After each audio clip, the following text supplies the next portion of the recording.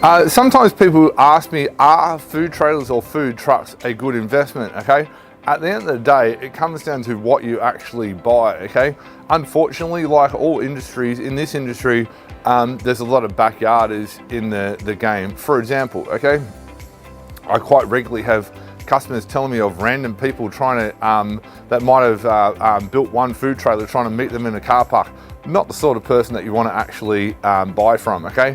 I also have people telling me of some cheap deal they can get from China, okay? And China says that everything will be 100% fine and so on and so forth, right? I understand a lot about bringing stuff in from overseas, and I can tell you that they'll say yes, and then when we get to it's your giant problem. We have regular customers come down to us and actually say, hey, can you help me fix this trailer? Because I've brought it in from overseas, I've saved myself a few $1,000s, but it doesn't comply, and the cost of getting it to comply quite often ends up higher than the actual cost of the higher than the actual cost of the trailer. Anyhow, I'll give you a couple of little tiny examples, right? This is one of our trailers, okay? That's not far off going to a customer. You'll see stuff like this. This is actually a foam seal, okay? That's making sure that it's all going to be sealed and so on and so forth. Stuff like this. This is actually a rubber seal that goes around, okay? This is all extra stuff that we do to make sure our trailer's right. Now, if you don't put this little piece of rubber here, what happens is you can cut your hands on there, right? Quite easily.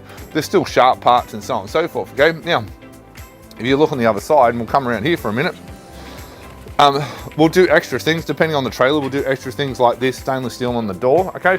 And then if you come through here, you can first see the rubber seal here, okay? Then if you come through just here, and just come a little bit closer, you can see here something like this, where we've actually filled in the gaps, because the council likes to know that the actual gaps have been filled in, okay?